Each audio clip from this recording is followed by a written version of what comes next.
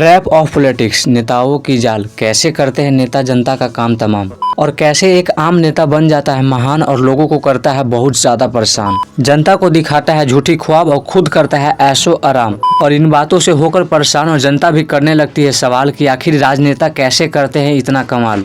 और होते हैं एक नेता के ना कई चेहरे तमाम।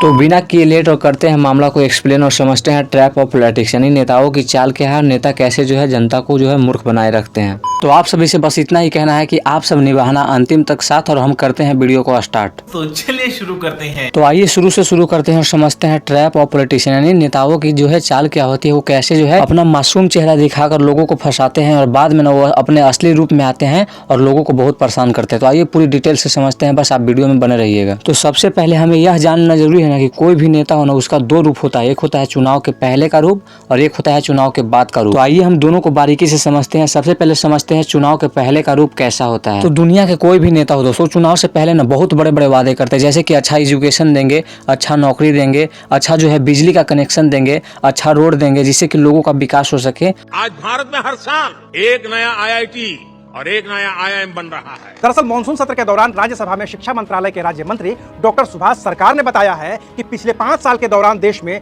कोई भी नया आईआईटी या नया आईआईएम नहीं खोला गया। लोकसभा के चुनाव के समय बीजेपी ने, नरेंद्र मोदी जी ने कहा था हर बैंक अकाउंट में 6,000 रुपए डाले जाएंगे। मिले? पिछले चुनाव में कहा था हर बैंक अकाउंट में 15 लाख रुपए डाले जाएंगे। मिले? और फिर वो दूसरा प्रॉमिस करता है ना कि सभी सामानों के दाम में ना भारी गिरावट देखने को मिलेगा, चाहे वो गैस हो, आटा हो, चावल हो, दाल हो, या घर हो या मकान हो, या पहनने का सामान हो या पढ़ने का सामान हो, सभी के दाम में ना भारी गिरावट देखने को मिलेगा। और नेता लोग चुनाव के पहले तीसरा काम ये करते हैं ना कि वो ना लोगों से जाकर ना पर्सनली कॉन्टेक्ट में रहते हैं, यानी जैसे कि उनके घर जाना, उनके साथ खाना खाना, उनके साथ समय बिताना, और यहाँ तक कि उनके खेतों पर भी जाना, उनके साथ घूमने जाना और उनको अपने फैमिली मेंबर की तरह दिखाना। और चौथा काम वो ये करते हैं ना कि चुनाव से पहले ना पैसा को अंधा की तरह बहाना, यानी पैसा को पानी की तरह बहाना, जिससे होता क्या है ना कि बड़े बड़े स्टार को वो बुलाते हैं और अपने बारे में ना लोगों तक जानकारी पहुंचाते हैं, और जो ना भी जानता ना उन्हें जबरदस्ती एकदम जानने को मजबूर किया जाता है। उन्हें बड़े बड़े स्टार को दिखाकर और उन्हें मोहित किया जाता है, उन्हें अट्रैक्ट किया जाता है, ताकि लोग किसी तरह प्रभावित होकर ना उन्हें सपोर्ट करे, उन्हें विजयी बनाए और अपनी सत्ता को कायम कर पाए। और इतना कुछ करने के बाद भी अगर कुछ लोग उनके कॉन्टेक्ट में नहीं आते हैं ना, कुछ लोग उनके सपोर्ट में नहीं आते हैं, तो वो उन्हें ना इमोशनली ब्लैकमेल करते हैं, वो उन्हें इमोशनली अटैच करने की कोशिश करते हैं, कभी कास्ट के नाम पे, तो कभी धर्म के नाम पे, तो कभी कुछ और मुद्दा छेड़कर। तो ये तो बात हुआ चुनाव के पहले का प्रक्रिया का। अब समझते हैं चुनाव के बाद का, क्योंकि असली खेल तो अब चालू होता है चुनाव जीतने के बाद। जो नेता इतना कुछ कर सकता है अपने जीतने के लिए, वो जीतने के बाद क्या कुछ कर सकता है हम सोच भी नहीं सकते हैं। आइए उसे समझने की कोशिश करते हैं कि नेता जीतने के बाद आखिर क्या क्या करता है और कैसे ऐशो मौज काटता है। तो आइए समझते हैं कि चुनाव जीतने के बाद क्या होता है। सबसे पहले ना चुनाव जीतने के बाद ये होता है ना कि हम जिस नेता को चुने रहते हैं, हम जिस नेता को देख के चुने रहे होते हैं, वो नेता ही पूरी तरह बदल गया होता है, यानी हमने जिसे चुना होता है वो नेता कहीं ना कहीं खत्म हो गया रहता है। क्योंकि हमने स्टार्टिंग में ही बात किया था कि नेता के दो रूप होता है, एक होता है चुनाव के पहले, एक होता है चुनाव के बाद। तो अब चुनाव के बाद वाला रूप को समझते हैं। तो सबसे पहले ना जो वादा किया जाता है ना चुनाव के पहले, वो चुनाव के बाद ना सबसे पहले भुलाया जाता है। जैसे कि अच्छी एजुकेशन की बात हो, अच्छा नौकरी की बात हो, बिजली की बात हो, अच्छा रोड की बात हो, सारे बात भुला दिए जाते हैं और जनता को उलझाया जाता है सिर्फ। और इसके बाद समझते हैं ना कि नेता लोग चुनाव जीतने के पहले यानी दूसरा जो वादा करते थे कि महंगाई कम करेंगे, उसका क्या हाल है आइए जानने की कोशिश करते हैं। यहाँ तक कि पहले गेहूं, चावल, दही, लच्छी, छाछ, इस पर भी टैक्स लगता था। आज ये सब जीएसटी के बाद टैक्स फ्री हो गए। दही, लस्सी, पनीर और शहद पर चुकानी होगी 5% जीएसटी। अस्पताल से लेकर होटल तक महंगे हो गए हैं। अनाज, मांस और मछली खरीदने पर 5% जीएसटी देना होगा। बैंकों की तरफ से ली जाने वाली फीस पर भी अब 18% जीएसटी लगेगा। तो जहां चुनाव जीतने के पहले ना वो वादा करते थे कि महंगाई को कम करेंगे, वहीं चुनाव जीतने के बाद ना महंगाई और कई गुना बढ़ जाता है। जैसे कि एक एग्जांपल से समझ सकते हैं, अगर चुनाव जीतने के पहले अगर गैस का दाम अगर 900 रुपया है ना, तो चुनाव जीतने के बाद ना वही दाम ना 1500 रुपया हो जाता है।